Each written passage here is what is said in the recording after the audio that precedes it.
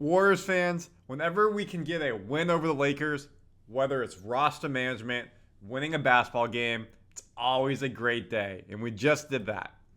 Former Lakers two-way player Blake Hinson has agreed to a contract with the Warriors. Yes, that's right. Their undrafted rookie they had in Summer League played pretty well, chose the Warriors over the Lakers. We're going to break it all down on this episode of Warriors Digest. Randy Silver here. We're less than 2 weeks away from training camp. You want all the Warriors roster news, rumors, free agency, and more? I'm here for you. The problem is this, though.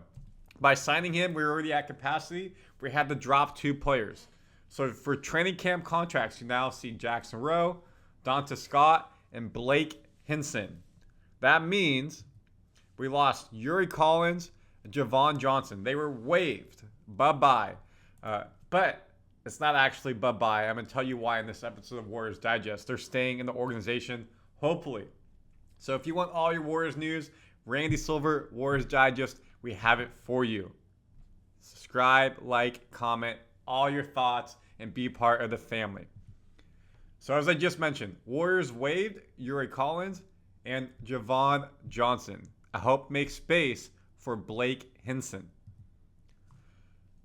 Let me make this bigger. And this was according to NBA.com, their official transaction log. So does this mean they're leaving the Warriors? Ideally not. And I'm just going to give the backstory again. If you didn't see the episode a couple of episodes ago, both players were signed to an Exhibit 10 contract. Basically meaning training camp contract to become a G League player. Be on the Santa Cruz Warriors. Warriors. Can't wait to say that during game days.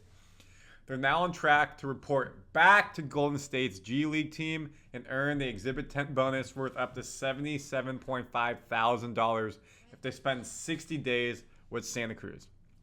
So by signing with this team, the Warriors gained their rights. By gaining their rights, it allowed them to waive them and keep them moving into their G League team.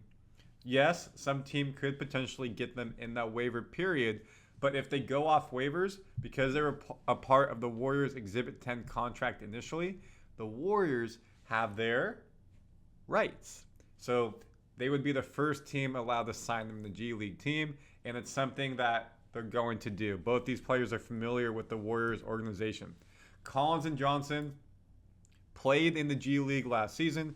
Collins was undrafted out of St. Louis. He appeared in 50 games for the Warriors, and he had 5 points, 4 assists, 2 rebounds. Johnson caught on with Golden State last fall after wrapping up his college career at DePaul. He appeared in 48 games for the Warriors, averaging 9 points, 2 rebounds, and 1 assist. So both were on the G League team last year, did well, and going to be back this year. Of course, Collins was on the Summer League team, started a lot of games. So now the Warriors have 19 players under contract, leaving 2 spots open. And what did they do to get a player? Again, it was Blake Henson. Warriors signed him to an Exhibit 10 deal per Hoops Hype, the 2-way deal from the Lakers. He chose the Warriors over the Lakers and other teams. He averaged 18.5 points, shot 42% from 3 at 6'8". One more time, 6'8". A very typical Warriors player. Think of Andrew Wiggins, tall player right there, around the 6'6", 6'7" range. Think of Kyle Anderson, tall wing. Sean Livingston, tall wing. Andre Iguodala, tall wing. That same type of mold. Can shoot threes, be overall decent shooter, and can be versatile playing multiple positions. Exactly the type of player the Warriors want.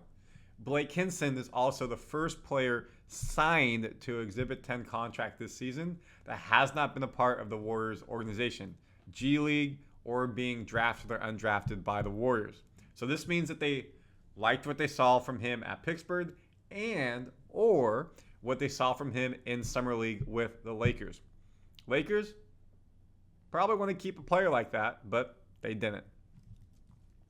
So with his Exhibit 10 contract, he will spend training camp with the Warriors. Again, this will be in Hawaii. And then he will play with the G League team in Santa Cruz this season.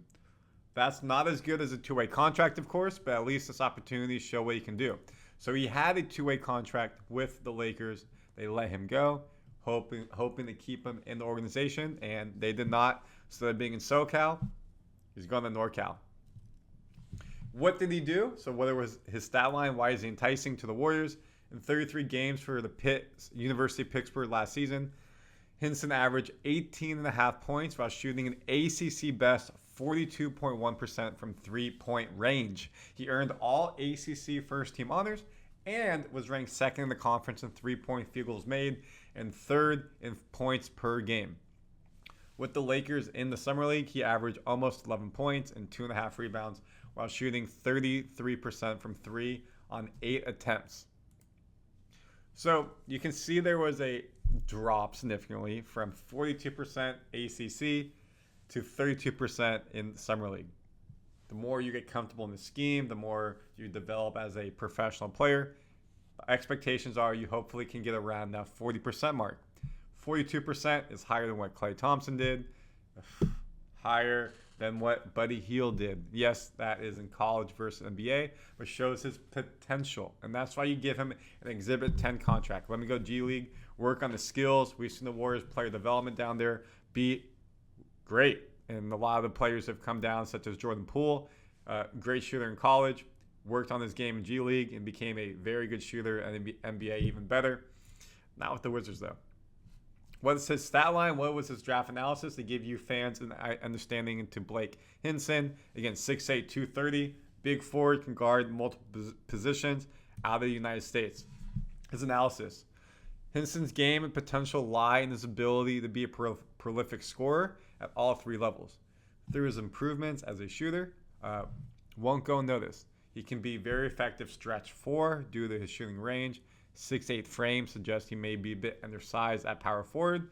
But if he adds some of that strength, we've seen Draymond be a small power forward and be successful. Not the best passer. Ball handling skills are okay. He uses them to create for himself rather than others, something he needs to work on in this Warriors offense. Has room to improve on defense. His projection can play 3 or 4 next level. He might be better suited to play a stretch 4, perhaps coming off the bench due to his shooting touch and shortcomings on defense. So again, when we look here at the Warriors, he really fits the mold of a Wiggins, can play multiple positions. You look at Kyle Anderson, can play multiple positions at the wing. Moody, maybe sometimes. Kuminga is more of the smaller side of the multiple positions, but he gives a different type of player in terms of the training camps than what Donta Scott and Jackson Rowe are. So it'll be interesting to see the battle that he fights with this team.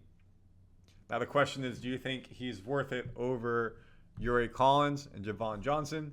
It seems like this is a different player. And if they knew those two players were going down to the G League, then you know what? That's okay. We go ahead and get them capped to our team, and we'll bring somebody else in who we think can be a good fit there.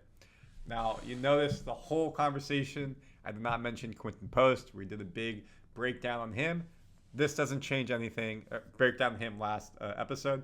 This doesn't change anything. It still feels like you probably drop Reese Beekman, and he'll become a two-way player. I saw a lot of comments that talked about Post is a regular player, should be in the everyday lineup. If he's not playing, at least on the everyday roster.